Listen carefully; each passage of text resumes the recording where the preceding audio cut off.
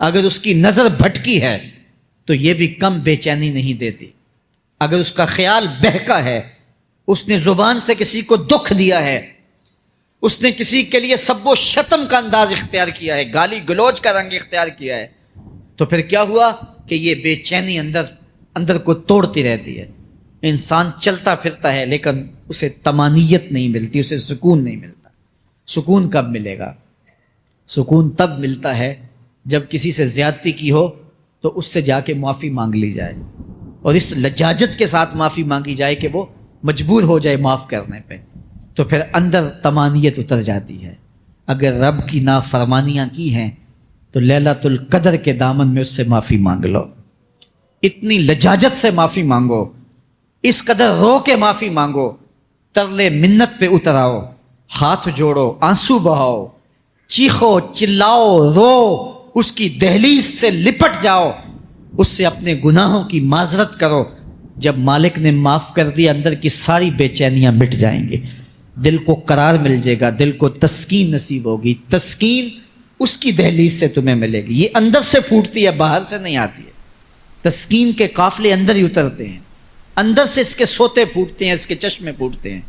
ہم باہر سے ڈھونڈتے ہیں، باہر سے تسکین نہیں ملتی، یہ اندر سے آئے گی.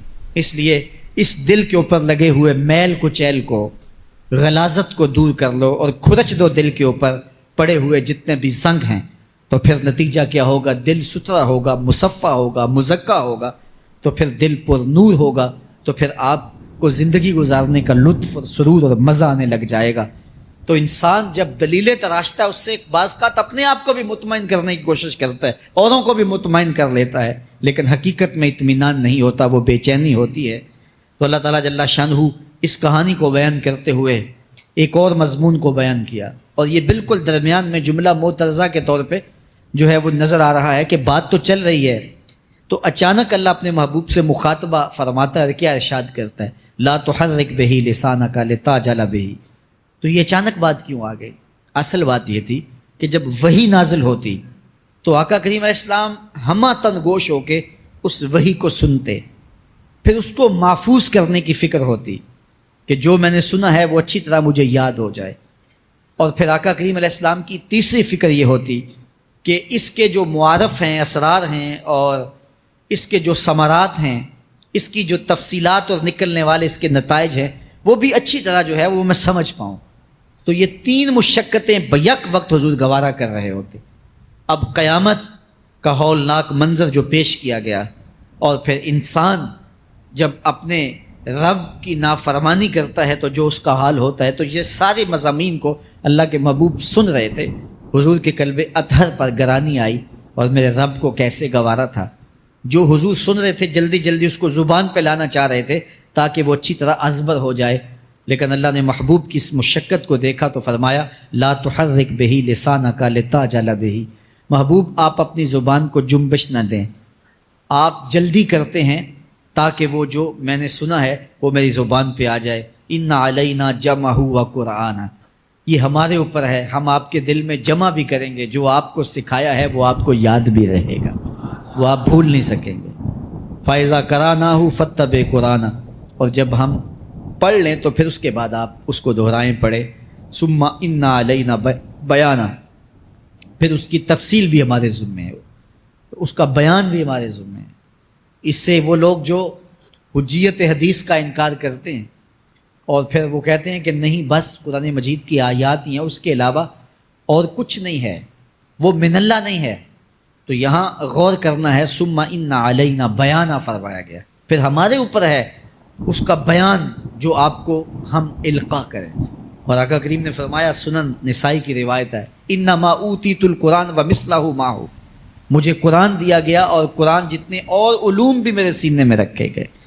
تو صرف قرآن ہی نہیں اتارا گیا حضور کے سینے میں، حضور کے سینے میں بہت کچھ نازل کیا. حضور کا سینہ گنجینہ ہے اسرار و معانی کا، اور اللہ تعالیٰ جل شانہ نے اپنے محبوب کو بہت کچھ عطا کیا. یہ بیان کرنے کے بعد فرمایا کلا بل تحبون العاجلہ وتذرون الآخرہ. اللہ اکبر. کوئی نہیں بلکہ یہ جو تم لوگ ہو اے کافرو، تم اس چیز کو پسند کرتے ہو جو بالکل نقد ہے، جو جلد ملنے والی ہے۔ دنیا کا سودا نقد ہے، دنیا کے نفع نقد ہیں، دنیا کی لذات نقد ہیں۔ شیطان کہتا ہے اب چوری کرو اب مال آئے گا، اب زنا کرو اب لذت ملے گی، اب ڈاکہ کرو اب امیر ہو جاؤ گے۔ تو دنیا کے سودے نقد ہیں اور آخرت کے وعدے ادھار ہیں۔ تو ارشاد فرمایا بل تحبون العاجلہ، تم دنیا کی جو عاجل چیزیں ہیں، جو بالکل نقد سودے ہیں، تم ان کے پیچھے پڑتے ہو، وتذرون الآخرہ، اور آخرت کو چھوڑتے ہو۔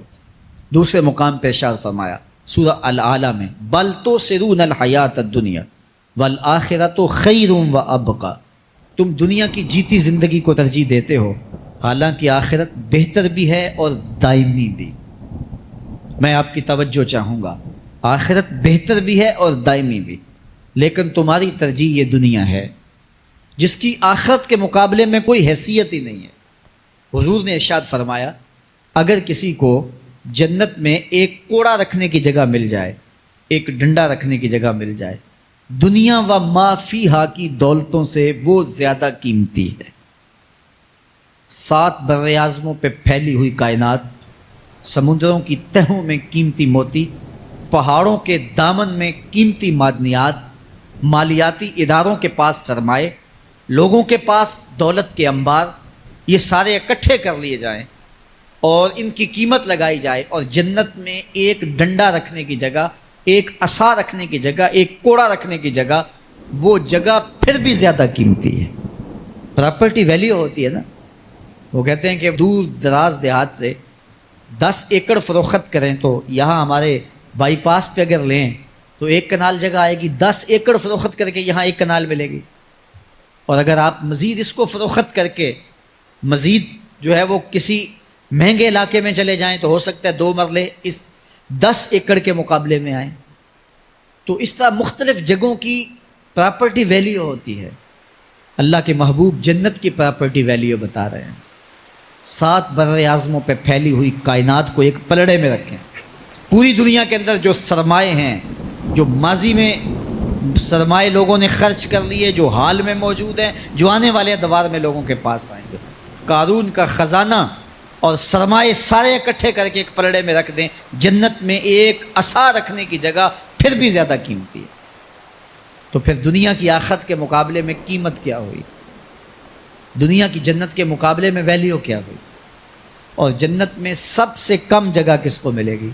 جو سب سے آخر میں جائے گا۔ ظاہر ہے سب سے کم جگہ اسی کے پاس ہوگی جو سب سے آخر میں جہنم کے دھکے کھا کھا کے، رگڑے سہ سہ کے پھر آخر میں جنت میں جائے گا، سب سے تھوڑی جگہ اس کے پاس ہوگی۔ حدیث پاک میں آتا ہے، بخاری میں آتا ہے، حضور نے ارشاد فرمایا کہ جب جہنم سے آخری جہنمی نکالا جائے گا تو اللہ تعالیٰ اسے پوچھے گا بتا تیری کوئی آرزو، تو وہ کہے گا مالک یہ آرزو ہے، یہ آرزو ہے، مختلف آرزوؤں بتائے گا۔ اللہ فرمائے گا لکا ما تمنیتا، جو تو نے آرزو کی جا جا تجھے میں نے عطا کر دی، اب جنت میں چلا جا۔ تو اس کی تو توقع یہ ہوگی کہ سایہ دیوار جنت میں جگہ مل جائے تو غنیمت ہے، اور اگر جنت کے اندر جاؤں تو کوئی جھونپڑا مل جائے 2 مرلے کا تو وہ بھی کافی ہے۔ لیکن اللہ اسے کتنی جگہ دے گا؟ اللہ فرمائے گا جا جنت میں، تیرے لیے جنت میں دنیا سے 10 گنا جگہ ہے۔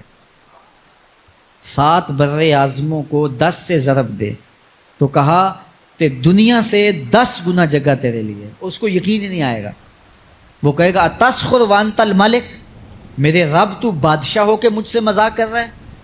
اللہ فرمائے گا نہیں، تیرے لیے 10 گنا جگہ ہے، اور اس کے لیے 10 گنا جگہ ہوگی جو سب سے آخر میں جنت میں جائے گا۔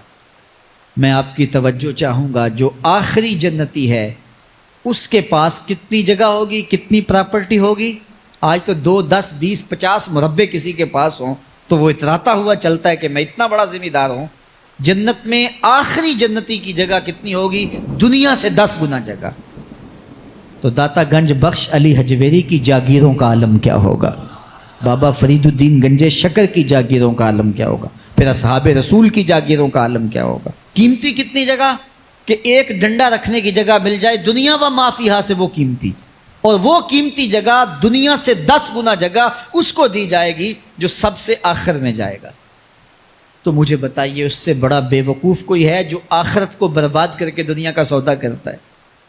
بل توثرون الحیات الدنیا والآخرۃ خیر وابقی، کہا آخرت بہتر بھی ہے اور دائمی بھی ہے، نہ ختم ہونے والی زندگی۔ تو یہاں بھی ارشاد فرمایا کلا بل تحبون العاجلہ وتذرون الآخرہ، تم نقد کے پیچھے دوڑتے ہو، آخرت جو ادھار ہے اس کی پرواہ نہیں کرتے ہو۔ یہ نقد تمہیں مل بھی جائے، پہلی تو بات ہے ملتی نہیں ہے، دنیا تمہارے آگے بھاگتی ہے اور تم پیچھے بھاگ رہے ہو۔ کچھ حصہ تمہیں مل بھی گیا تو وہ کتنے سالوں کے لیے؟ 60 سال 70 سال، یہ تو بڑی لمبی زندگی ہیں۔ ہمارے ہاں 45 سال ایوریج نکالی گئی ہے، 60 سال بھی کوئی جی لے، 70 سال بھی کوئی جی لے، کیا حیثیت ہے آخرت کے مقابلے میں؟ آخرت کا ایک دن یوم حشر قرآن بتاتا ہے 50,000 سال کا ہوگا، 50 سال کا نہیں، 100 سال کا نہیں، 50,000 سال کا ایک دن۔ پھر اس کے بعد نہ ختم ہونے والی زندگی، مینڈے کی شکل میں موت کو بھی ذبح کر دیا جائے گا، موت کو بھی موت آ گئی، اب موت نہیں ہے، نہ ختم ہونے والی زندگی۔ اور جو جنت میں چلا گیا سب سے آخر میں جانے والے کی یہ جائیدادیں۔ تو اصل زندگی تو آخرت کی زندگی ہے۔ کلا بل تحبون العاجلہ وتذرون الآخرہ، یہ تو ایک سودا ہے۔ اب اللہ تعالیٰ ایک اور چیز بتا رہا ہے، ذرا غور کیجئے۔ دنیا کی محبت دل میں ایسی پیدا ہو گئی کہ ہمیں سال کے بعد ماہ سیام میں مسجد میں آنا نصیب ہوتا ہے، اور ہم اپنی ہی دنیا میں مگن ہیں کہ یہی دنیا سب کچھ ہے۔ یہ کائنات بھی دیکھو، میرا رب بیان کر رہا ہے وجوہ یومئذ ناظرہ الی ربہا ناظرہ۔ وہ دن جب آئے گا تو جب بندے اس کے حضور حاضر ہوں گے، جنہوں نے اپنی زندگی حزم و احتیاط سے گزاری ہوگی، رب کی اتباع میں، فرما برداری میں، اس کے حکموں کو پورے کرتے بسر کی ہوگی، پھر ان کو صلہ کیا ہوگا؟ اللہ فرمایا کچھ چہرے ہوں گے جو تر و تازہ ہوں گے، کھل کے گلاب ہو جائیں گے، چہرے منور اور تابہ ہوں گے۔ یہ اتنے کھلے کیوں ہوں گے، چہرے گلاب کیوں ہوں گے؟ الی ربہا ناظرہ، اس لیے کہ رب کا دیدار نصیب ہوگا۔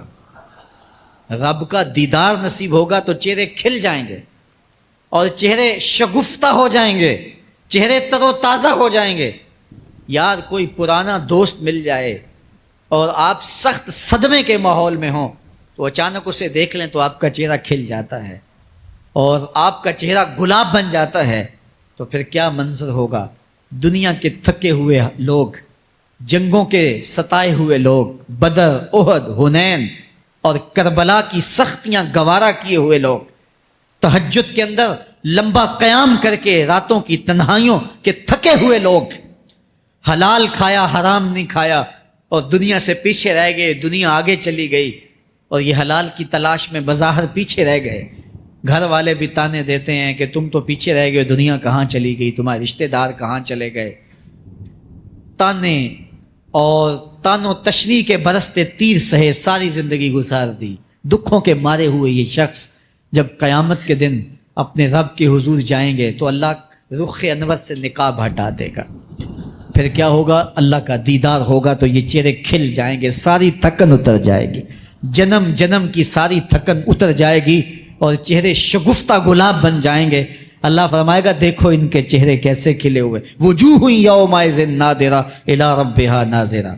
یہ تو خوش نصیب لوگوں کے چہرے ہیں۔ ووجوہ یومئذ باسرہ، اور پھر اس دن کچھ منہ بگڑے ہوئے ہوں گے۔ کیسے بگڑے ہوں گے؟ پاؤں میں درد ہو تو چہرے پر بگاڑ ہوتا ہے، پیٹ میں درد ہو تو چہرہ اچھا دکھائی نہیں دیتا، کان میں درد ہو، آنکھ میں درد ہو، سر میں درد ہو تو چہرہ بگڑ جاتا ہے۔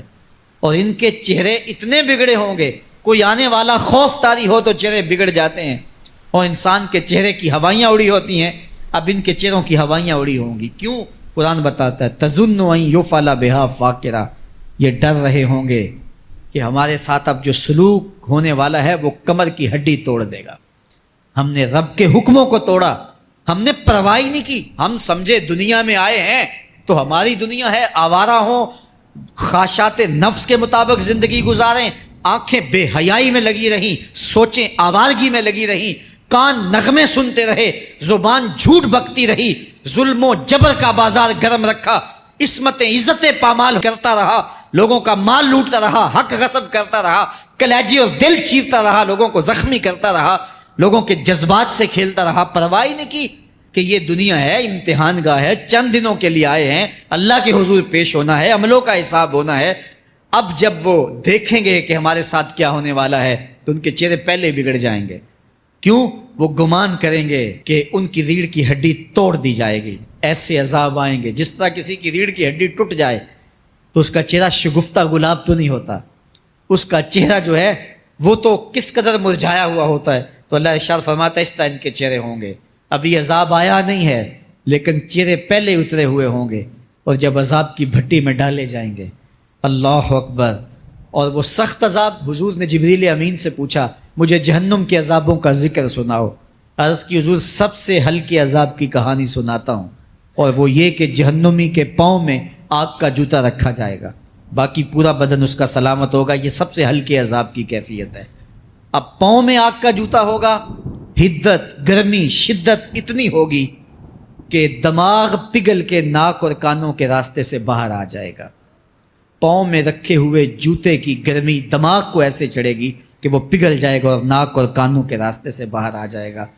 تو اللہ کے عذاب کے خوف سے چہرے بگڑ جائیں گے، حالت سلامت نہیں رہے گی۔ یہ بات ذہن میں رکھیں کہ اللہ جس کو جہنم میں ڈالے گا اس کو اس صورت میں نہیں ڈالے گا، یہ محمدی صورت ہے، یہ شکل اس کی چھین لی جائے گی اور اس کی شکل بڑی کر دی جائے گی۔ اس کا ایک ایک دانت احد پہاڑ جتنا ہوگا۔ احد پہاڑ کا پھیلاؤ 15 کلومیٹر پہ ہے، 15 کلومیٹر کا ایک دانت اور 32 دانت کتنے ہوں گے تو منہ کتنا بڑا ہوگا۔ اس کو اتنا بڑا اس لیے کیا جائے گا تاکہ وہ عذاب کی تکلیف زیادہ سہے۔ 70 گز موٹی کھال ہوگی اور کھال جل جائے گی تو اللہ قرآن میں فرماتا ہے ہم نئی کھال دے دیں گے تاکہ عذاب کی تکلیف اس کو گوارا کرنی پڑے۔ پھر چیخے گا، چلائے گا، ہائے مجھے پانی دو، پانی دو، پیاس کی شدت ہے۔ 70 سال تک تو اس کی کوئی آواز ہی نہیں سنے گا۔ 70 سال کے بعد داروغہ جہنم چیخ کر کہے گا کیا مانگتا ہے؟ وہ بولے گا مجھے پانی چاہیے۔ کہا جائے گا تو بے بھی ملتا ہے پانی۔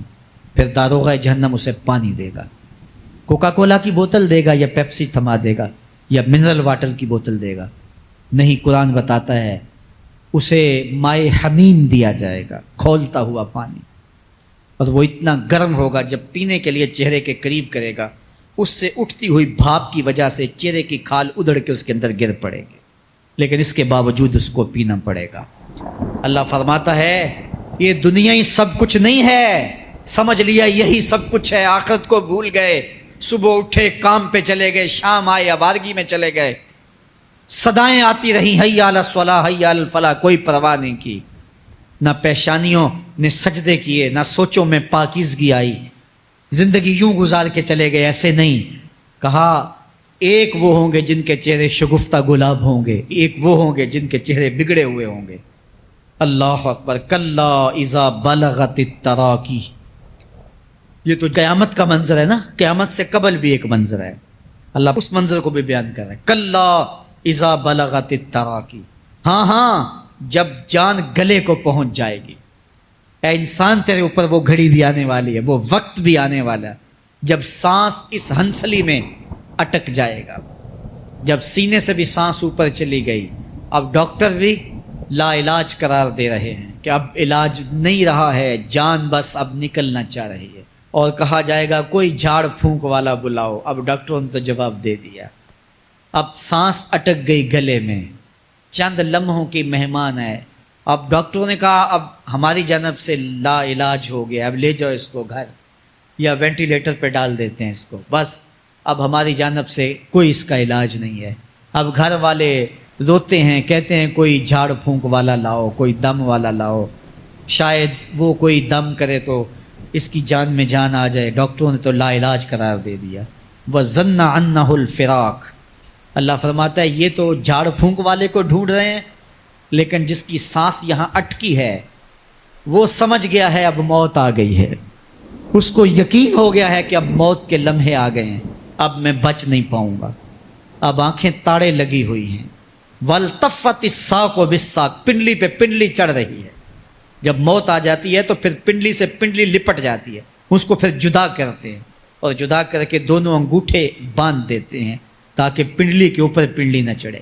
اللہ وہ منظر بیان کرتا ہے، صاحب یہ وقت آنے والا ہے جب دونوں انگوٹھے باندھ دیے جائیں گے، جب ناک میں روئی ٹھونس دی جائے گی، جب چٹے لباس میں کفن دیا جائے گا، جب غسال کے سامنے بے بس پڑے ہوں گے، وہ چاہے یہ بازو اٹھائے چاہے یہ بازو اٹھائے، گرم پانی ڈالے یا سرد پانی ڈالے، جب بس پڑے ہوئے ہوں گے جو ہے وہ غسل دینے والوں کے، اور ناک میں روئی ہوگی اور دونوں انگوٹھے آپس میں بندھے ہوں گے، یہ محل، یہ ماڑی، یہ کوٹھیاں، یہ بنگلے جس کو سویر شام لگ کے حلال حرام کی تمیز کیے بغیر بنایا تھا، غوث اعظم رضی اللہ تعالیٰ عنہ بولے مکان بنا رہا ہے، بسیں گے اور حساب تو جا کے دے گا، اور یہ تو ایک رات بھی تجھے اس گھر کے اندر نہیں رکھیں گے کہ چلو ایک رات مہمان رکھ لیں، کہتے ہیں نہیں مہمانوں نے بھی جانا ہے تو جلدی کرو، اس کو سپرد کراؤ، وہ تو تیرا لباس بھی پھاڑ کے اتاریں گے، خود غسل دینے کے لیے تیار بھی نہیں ہے،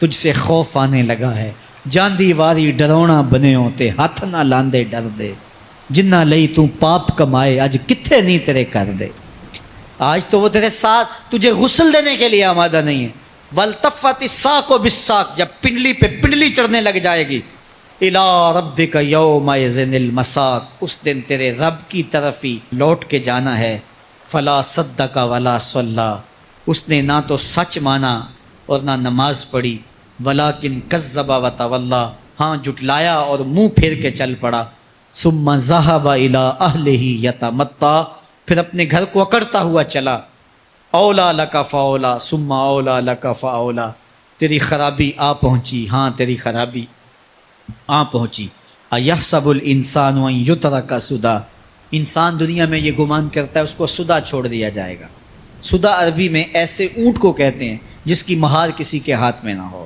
شترے بے مہار، جہاں مرضی جس گھاٹ سے چاہے پانی پیے، جہاں سے مرضی چارہ لے، تو شترے بے مہار کو کہتے ہیں سدا۔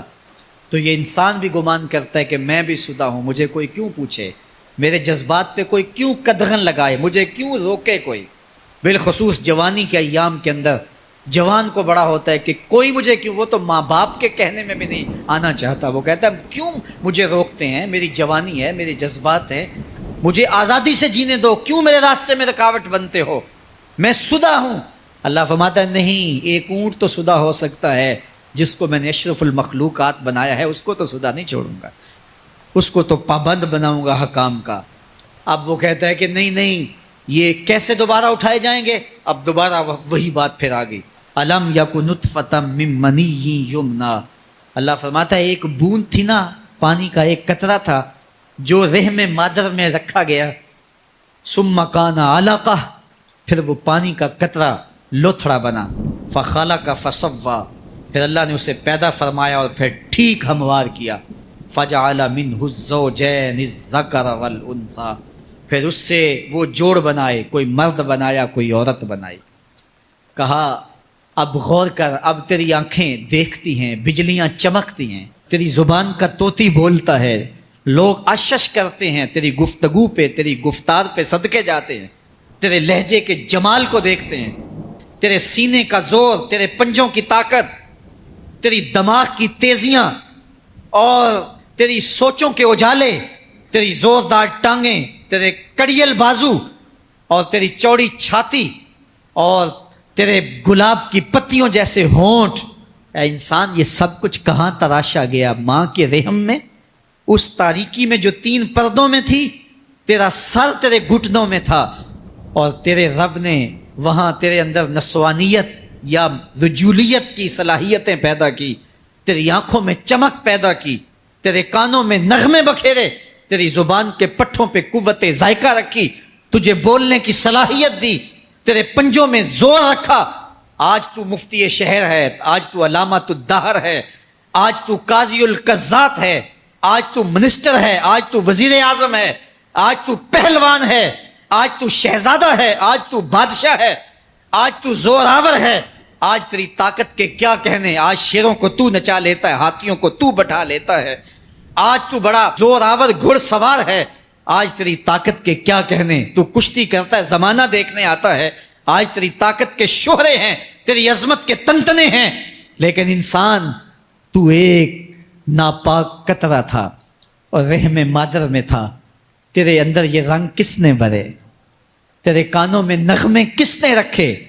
تجھے دماغ کی قوتیں کس نے دی؟ زبان کو بولنا کس نے سکھایا؟ آنکھوں میں توانائیاں کس نے رکھی؟ تیری زبان کا طوطی بولتا ہے، یہ سلیقے کس نے دیے؟ پھر اللہ فرمایا، کتنا زوردار بیان ہے، الیس ذالک بقادر علی ان یحیی الموتى، جو ماں کے پیٹ میں ایک نطفے کو ایک خوبصورت انسان بنا سکتا ہے، ہڈیوں کو جوڑ کے دوبارہ انسان نہیں بنا سکتا؟ کیا وہ دوبارہ تجھے کھڑا نہیں کر سکتا اپنے سامنے پیش ہونے کے لیے، جس کے حکموں کو تو نے توڑا ہے، جس کے فرامین کا تو نے مذاق اڑایا ہے؟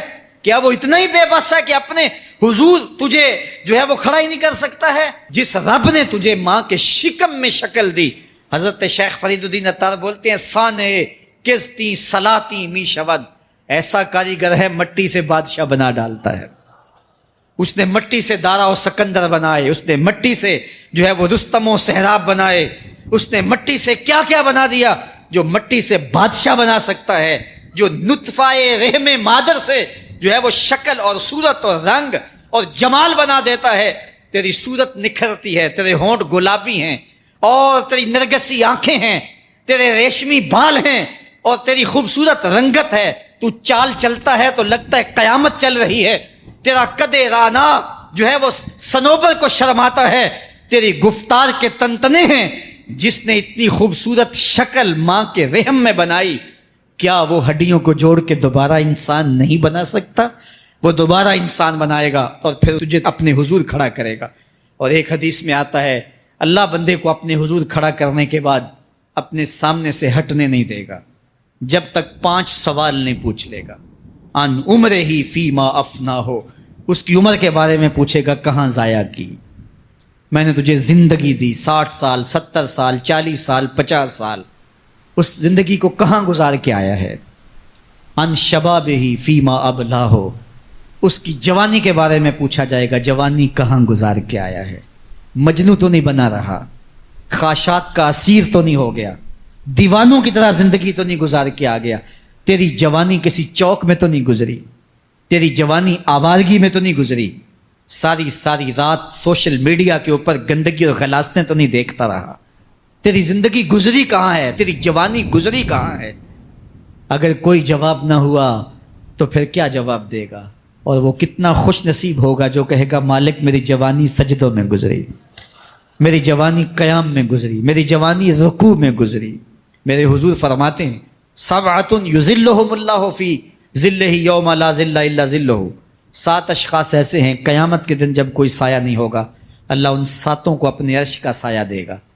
ان میں سے دوسرا شخص میرے حضور نے بیان فرمایا، وشاب نشأ فی عبادت اللہ، وہ جوان جس کی جوانی اللہ کی عبادت میں گزری۔ جوانوں، اپنی زندگی کو مالک کی دہلیز پہ لے آؤ۔ جوانی وہی ہے جو مالک کی چوکھٹ پہ گزرے۔ اپنے دل کا تعلق جوڑو، عشق کرنا ہے تو پھر آمنہ کے لال سے کرو، محبت کا رشتہ ان سے جوڑو، تعلق کا ربط ان سے قائم کرو، جوانی کو دین کی راہ پہ ڈالو۔ اللہ اکبر، سنو میرے حضور کا فرمان، انا حبیب اللہ، میں اللہ کا حبیب ہوں۔ پھر فرمایا، الشاب التائب حبیب اللہ، جو جوان جوانی میں توبہ کرے وہ بھی اللہ کا حبیب ہے۔ آؤ اللہ کے حبیب بن جاؤ، اللہ کے حبیب بن جاؤ، اللہ کے حبیب بن جاؤ، اللہ کے محبوب بن جاؤ۔ لیلۃ القدر کی گھڑیاں ہیں، رات کا پچھلا پہر ہے، اللہ کے حضور یہ عہد کر کے اٹھو، مالک جو زندگی گزر گئی، آئندہ جوانی کا ایک ایک لمحہ تیرے لیے گزرے گا، جیوں گا تو تیرے لیے، مروں گا تو تیرے لیے، میری ایک ایک سانس تیرے نام وقف ہوئی، میری زندگی کی ایک ایک ساتھ تیرے نام وقف ہوئی، میں اپنا سب کچھ تیرے لیے پیش کرتا ہوں۔ میری زندگی کا مالک بھی تو ہے، میری موت و حیات کا خالق اور مالک بھی تو ہے، یہ زندگی تو نے دی، تیری امانت ہے، تیرے حضور ہی پیش کرتا ہوں۔ اور لیلۃ القدر کی گھڑیوں میں اس عزم کے ساتھ گھروں کو لوٹو کہ اللہ میری زندگی کا ایک ایک لمحہ تیرے نام ہوا، آنے والے موسم تیرے نام ہوئے، میری جوانی تیرے نام ہوئی، میرے آنسو تیرے نام ہوئے، میری پیشانی تیرے نام ہوئی، میرے دل کی دھڑکن تیرے نام ہوئی، میری صلاحیتیں تیرے نام ہوئی، میری زبان بولے گی تو تیری تسبیح بولے گی، تیرے ذکر کے ترانے پڑے گی، میرے کان سنیں گے تو قرآن کے نغمے سنیں گے، میری آنکھیں دیکھیں گی تو مالک تیری قدرت کی نشانیاں دیکھیں گی، تیرے رسول کا روضہ دیکھیں گی، تیرا کعبہ دیکھیں گی۔ مالک میری زبان سچائی کے نور سے مالا مال ہوگی اور میں ساری زندگی تیرے نام کرتا ہوں، اور جب آپ اپنی ساری زندگی اللہ کے نام کر دیں گے تو پھر وہ پوری کائنات تمہارے نام کر دے گا۔ کی محمد سے وفا تو نے تو ہم تیرے ہیں، یہ جہاں چیز ہے کیا لوح و قلم تیرے ہیں۔ اللہ آپ سب کو اپنی پناہ میں، امان میں اور حفاظتوں کے حصار میں رکھے۔